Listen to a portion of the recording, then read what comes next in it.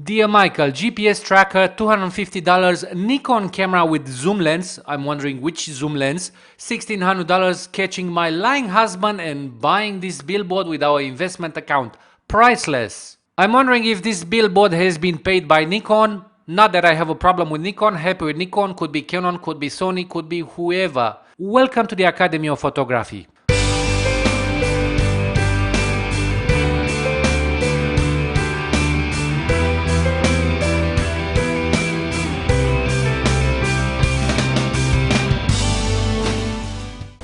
Welcome to the Academy of Photography, Christian Chudo here, and today I am going to follow up my previous Canon 5D Mark III review. I have tested it against the Canon 7D Mark II, and I just want to share with you some of my findings because I find them very interesting.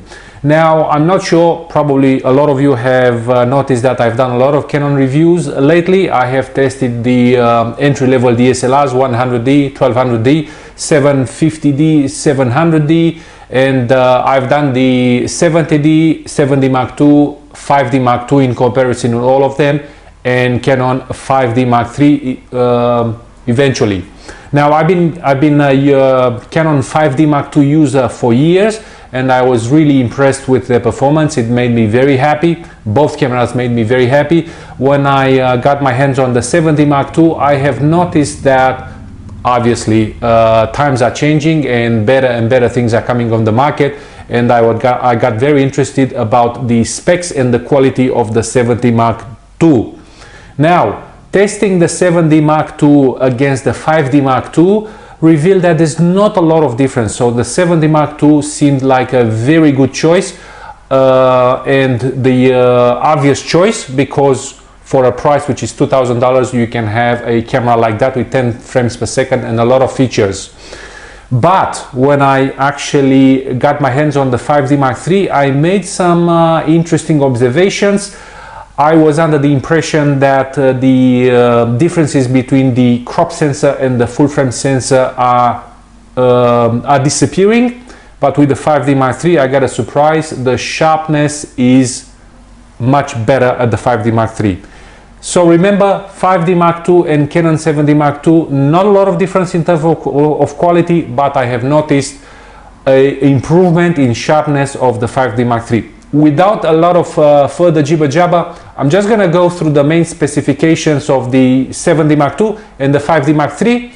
I'm going to show you the differences, and I'm going to let you decide which camera is better for you, because there is a $1,000 price difference. So the Canon 7D Mark II is about $2,000 and the 5D Mark III is about $3,000, depending where you buy it from.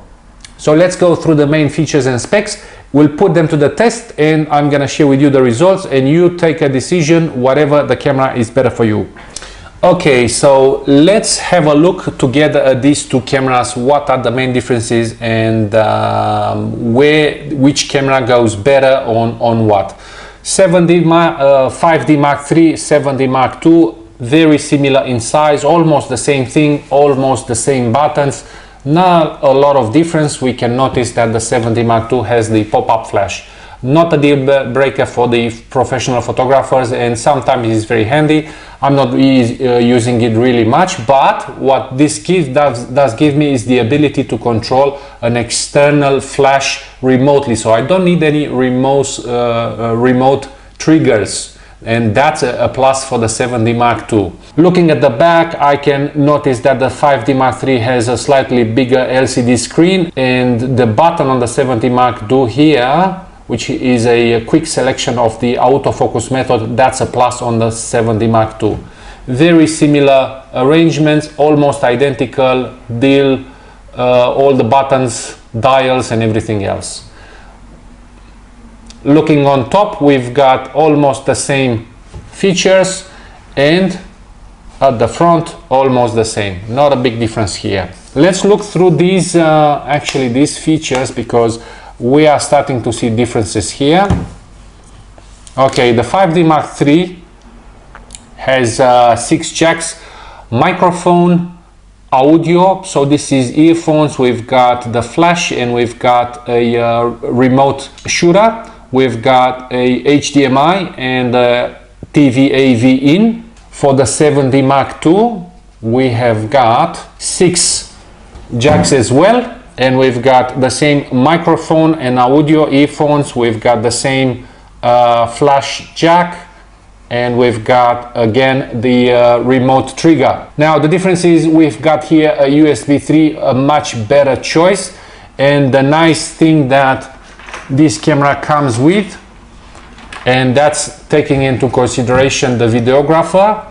We've got this enhancement, just give me 1 second, will actually prevent the camera being damaged. If you're shooting video, this is a very nice consideration in order not to damage the USB 3 input. A USB is a much more reliable connection, and that is a plus on the Canon 7D Mark II. Moving on, the obvious difference is a full frame sensor, 22.3 megapixels against a crop sensor, which is only 20.2 megapixels. Now, this is not a huge difference. Obviously, the more pixels you have, the more detail you're gonna have. It's not still a big difference. Let's go through the menu settings, because now we're gonna start seeing some differences in the specifications. So, image review, image quality, almost the same. Beep, release shutter without card, lens aberration correction, and we have an external speed light control here in the first sub tab of the shooting mode.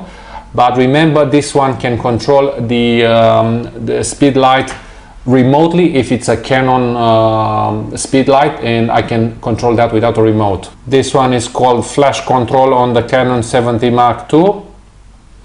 Moving on, exposure compensation, ISO, speed settings, auto lighting optimizer, white balance, almost the same thing here. Moving on the sub tab, shoot 3, picture style, long exposure, noise reduction, high ISO, highlight tone priority, dust delete data, multiple exposure, both have, and they have both HDR mode. Now here we've got an extra tab on this 7D Mark II, red eye reduction. Obviously we have a pop-up flash and an intervalometer. Now the Canon 5D Mark III doesn't have an intervalometer. You need to have a external unit to do time-lapse photography with the 5D Mark III.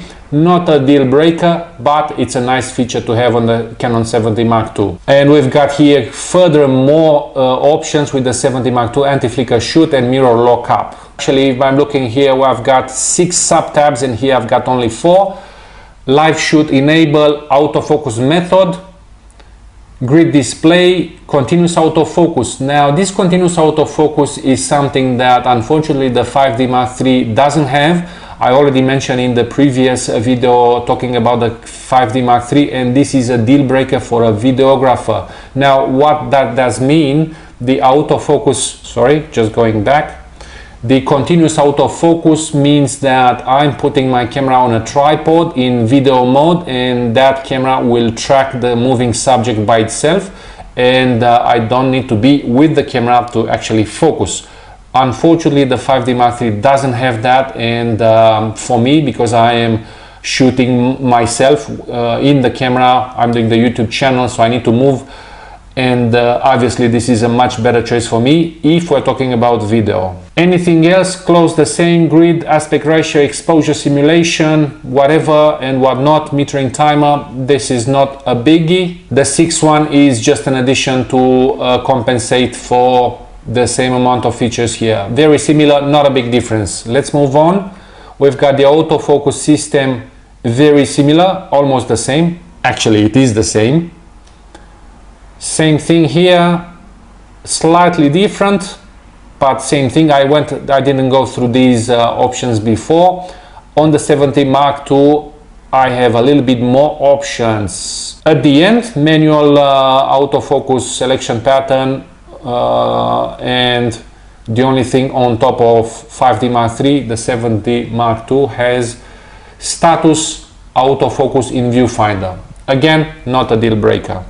These things are almost the same, resize, highlight alert.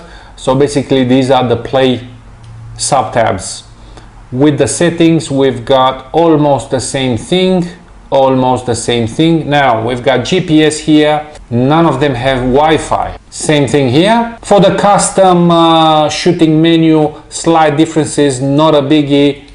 Just couple of more options on the 7D Mark II. Now in the video mode, switching both cameras to video mode, that will change actually the shooting settings. So we've got the same tab, sorry, sub-tab number 1, sub-tab number 2, sub-tab number 3, sub-tab number 4. Again, as I mentioned, movie servos autofocus on the Canon 7D Mark II, which is a very interesting feature to have.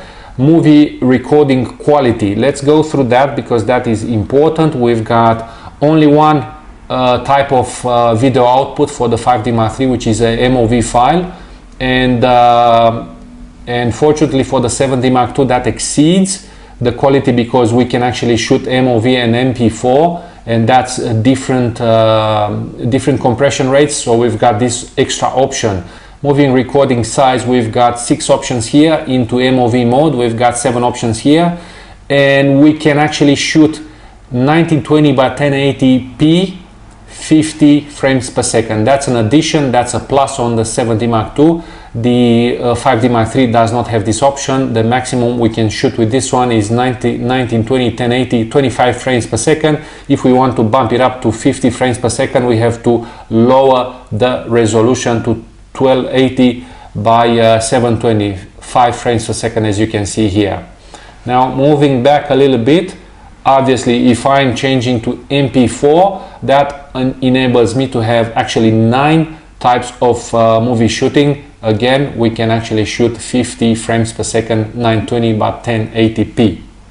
Just going final in the video shooting mode, in the last tab I have more options on the 7D Mark II. Again, nothing super spectacular, nothing that will change the actual footage and quality, but again, 7D Mark II is a newer camera on the market, it has more features. In terms of frame rates per second, which are built for speed, the 7D Mark II is a much better choice. So let me demonstrate you how a 6 frames per second sound like.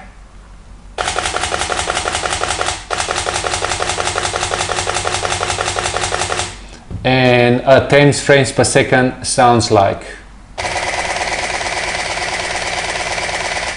I think I covered the most features and differences in these two cameras is their physical features. Now let's put them to the test. What I'm gonna say before I go is the 5D Mark III has a better sharpness. I didn't expect that to happen, but actually I realized that this is a sharper camera, and this one is exactly like the 5D Mark II, so that tells me the 5D Mark III has a better sharpness, has a better sensor, and a better definition of the quality of the pixel. Anyway, I'm gonna demonstrate to you shortly with few examples. All these photo tests have been taken with the same lens, 24-70 f2.8, but I have used the same camera settings each time. If these two cameras act and perform impressive, if you look at the entire picture, there's not much difference. But if you actually zoom and you look at the pixel, I have personally noticed that the 5D Mark III does a slightly better job in the pixel definition, in the contrast and sharpness, as you can see here. Now, I have compared in the past with the 5D Mark II, never noticed any differences between these two cameras, but with the 5D Mark III, I actually noticed the difference, and that's why I just wanted to do this comparison. I just want you to see in this picture the spider web string, much better defined with the 5D Mark III than the 7D Mark II, which loses a little bit of detail.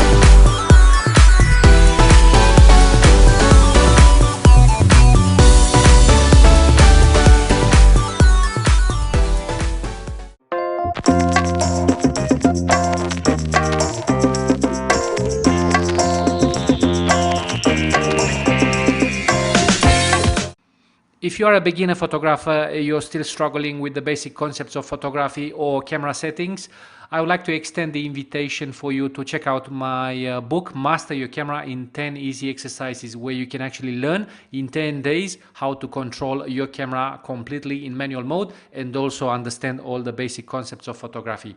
The book is available for download as a PDF from my website, academyofphotography.com.